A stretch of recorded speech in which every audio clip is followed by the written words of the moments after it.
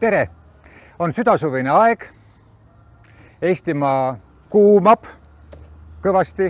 Lilled õitsevad kahjuks väga ruttu, aga on südasuvine aeg ja roosid on oma täies ilus. Nagu te näete siin Horteses, roosid on väga erinevad.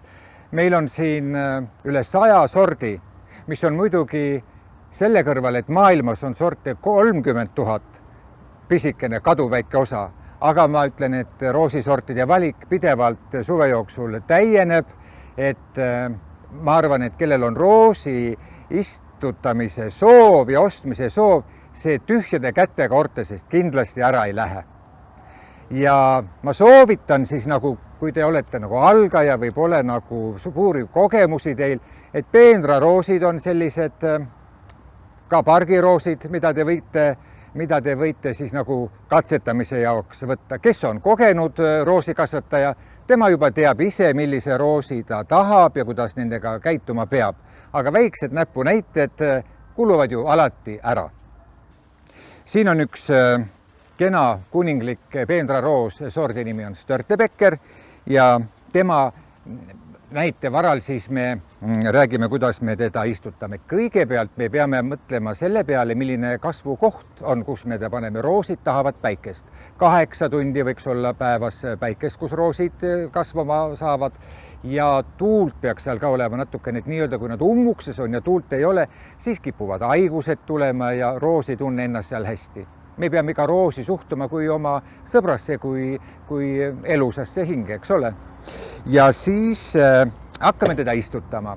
Kõigepealt auk peab olema suur, kuhu me ta paneme, ikka 2 korda suurem ja ka sedamoodi laiem, sellepärast, et mida rohkem me talle kaasapanuks toitu paneme, seda tänulikum ta meile on, seda rikkalikumalt ta õitseb, seda kauem ta vastu peab. Augu põhja, kui me ütleme, et 2 korda sügavam auk, siis ikkagi paneme nii palju, paneme nii palju on sügavus. Siis me sinna augu põhja võime panna täitsa sõnnikut. Pärast sõnnikut segame mullaga ära veel, aga ega seda sõnnikut ju nii, linnainimesel pole kuskilt saada. Aitab ka, kui te ostate näiteks kanakakat. Panete kanakakat, segate mullaga ära, aga jälgige seda, et roosi juured ei puutuks otse sõnnikuga kokku. Sellepärast, et see kõrvetab neid, et siis me paneme ikka sinna mulda vahele. Kui meil on auk ette valmistatud ja kõva sõnnik on seal põhjas, siis me paneme sinna roosi istiku. Ja kõige tähtsam on see, et 10 sentimeetrit jääks siit, nagu näitan kättega umbes nii palju see on, jääks mulla alla. See pookekoht peab jääma mulla alla. See on sellepärast kasulik ja vajalik, et siit on uinunud pungad, siit on isegi näha mõned pungad, et siit hakkab roos ajama uusi oksi ja siis meil jääb roosipõõsas mitmearulisem, ilusam, tugevam. Ja teisest küljest ka see, et kui see pookekoht on mulla all 10 sentimeetrit, siis ta on kaitstud paremini talvel külmade eest.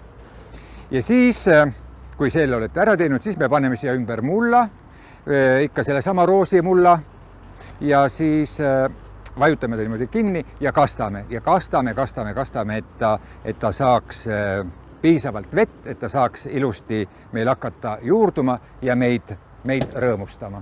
Minu käes on siin ühed pargiroosid, Ritausma ja Angela, mis ei nõua võib-olla nii palju hoolt, aga õitsevad rikkalikult ja lõhnavad ka. Hoolt selles mõttes palju ei nõua, et neid ei pea talveks katma ja neid ei pea ka kogu aeg nii väga lõikama, et nad on sellised tänulikud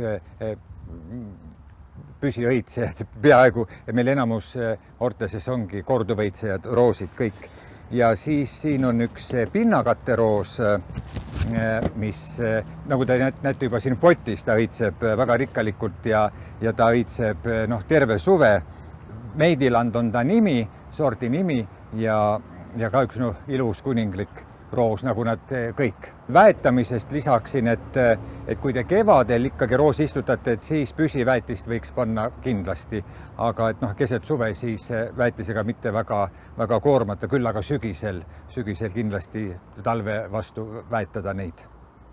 Ja kui roos on õigesti istutatud, kastetud, siis ei jää teil muud üle, kui nautida roosi ilu terve suvi, nii sellel kui ka järgmistel aastatel.